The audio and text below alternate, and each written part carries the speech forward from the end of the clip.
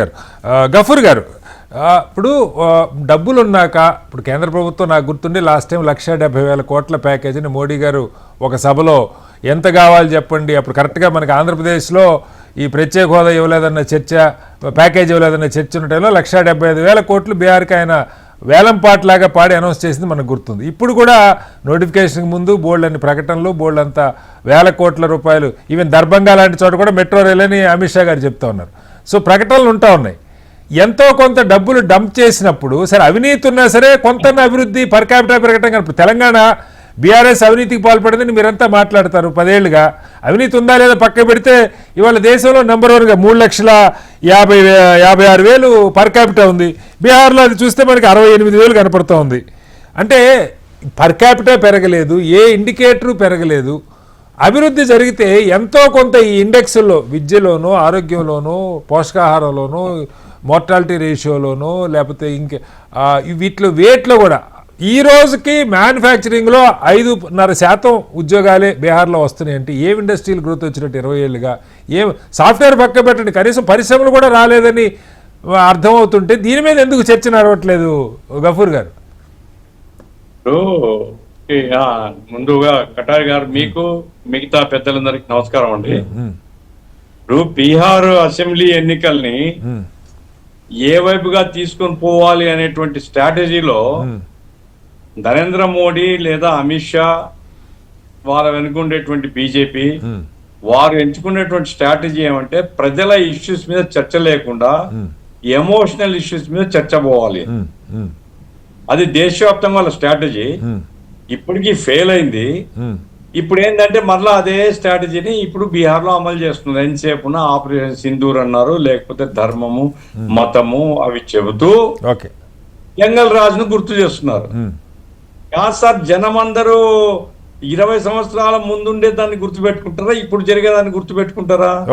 ఇప్పుడు జరుగుతున్నటువంటి దానికి ఎవరు బాధ్యులు?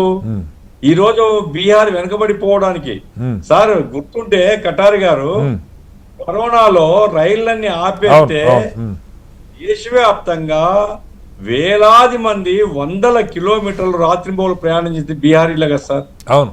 ఇప్పుడు ఈ unskilled work sir, unskilled works కు సంబంధించి మీరు ఆంధ్రప్రదేశ్ తీసుకోండి, నేను అనేక ఉదాహరణలు ఇవ్వగలుగుతాను. రైస్ మిల్స్ లో గానీ ఆయిల్ మిల్స్ లో గానీ బరువైన పనులు గానీ అందరు ఎవరంటే బీహారీస్ సార్.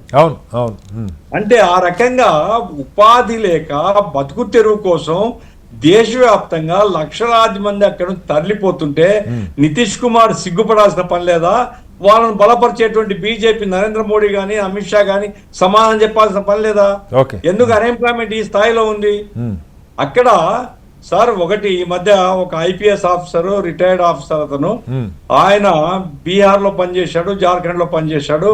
ఆయన చెప్పాడు ఏమిటి వెనుకబాటుతనం బీహార్ లో అంటే, మనకు ఆంధ్రప్రదేశ్ లో ల్యాండ్ రిఫార్మ్స్ ఎప్పుడో అమల్లోకి వచ్చాయండి.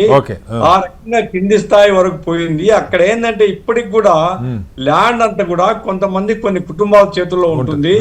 కాబట్టి రైతులు గాని పేదవాళ్ళు గాని వాళ్ళు బాగుపడే ప్రశ్నే లేదు. గవర్నమెంట్ ఎప్పుడు పేదవాళ్ళ యొక్క జీవన ప్రమాణాలను పెంచాలనే అజెండా లేదు. ఎలక్షన్లప్పుడు ఏదో చెప్తారో ఆ తర్వాత మాత్రం ఇంప్లిమెంట్ చేయరు. కాబట్టి అనాగరికమైనటువంటి రాష్ట్రంగా ఆ రాష్ట్రం మిగిలిపోతుంది. మరి ఆ రాష్ట్రం అనాగరిక రాష్ట్రంగా చెప్తున్నాడు జంగిల్ రాజ్ అని. నేను అమిత్ షా గారిని అంటాడు, జంగిల్ రాజుకు బాధ్యులు నీవు. కేంద్ర హోమ్ మినిస్టర్ గా లా అండ్ ఆర్డర్ లేకుండా హత్యలు జరుగుతుంటే కొంతమంది చేతుల్లో తుపాకులు పెట్టుకొని రాష్ట్రం ప్రజానికం యొక్క హక్కుల్ని ఉద్యమాలను అంచివేస్తుంటే హోమ్ మినిస్టర్ గా ఏం చేస్తున్నావు నువ్వు? ప్రధానమంత్రిగా ఏం చేస్తున్నారు మీరు? ఆ రాష్ట్రం యొక్క డెవలప్మెంట్ మీద ఇప్పుడు ఎవరిని గెలిపిస్తారు? ఇమ్మెటీరియల్స్. ఒక రాష్ట్రం వెనకబడిందంటే ఆ రాష్ట్రానికి సంబంధించి మనం ఏం చేయాలో ఆ రాష్ట్ర ప్రభుత్వం ఆలోచించాలా, కేంద్రం ఆలోచించాలి కదా. ఏం ఆలోచిస్తుంది? ఈ రోజు మీరు చెప్పినటువంటి స్ట్రాటజీ నేను చూశానండి.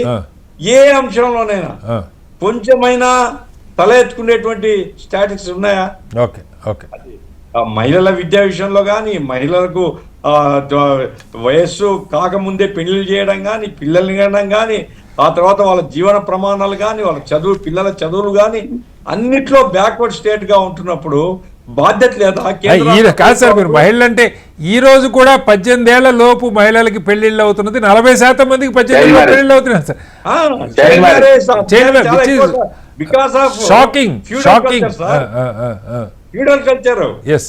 మరి దాన్ని ఇప్పుడు ఒక నితీష్ కుమార్ నిజంగా ఆ రాష్ట్రం మీద శ్రద్ధ ఉండేవాడైతే ఆ రాష్ట్రాన్ని పీపుల్ ని ఎడ్యుకేట్ చేయాలి కదా, పీపుల్ అవేర్నెస్ తీసుకుంటా రావాలి కదా, దానికి అవసరమైనటువంటి చట్టాలు చేసి ఎంకరేజ్ చేయాలి కదా.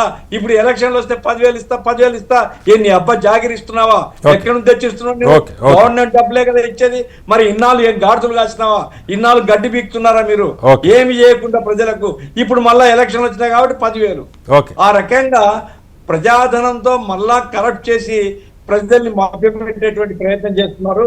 కాబట్టి ఈ రోజు రాష్ట్రంలో సార్ బీహార్ వరకు 20 సంవత్సరాల బీజేపీ నితీష్ యొక్క అలయన్సే కారణము. ఈ నితీష్ బీఆర్ యొక్క అలయన్స్ ఈ రాష్ట్రాన్ని అభివృద్ధి చేయకపోగా బాగా వెనుకబాటు గురి చేసింది.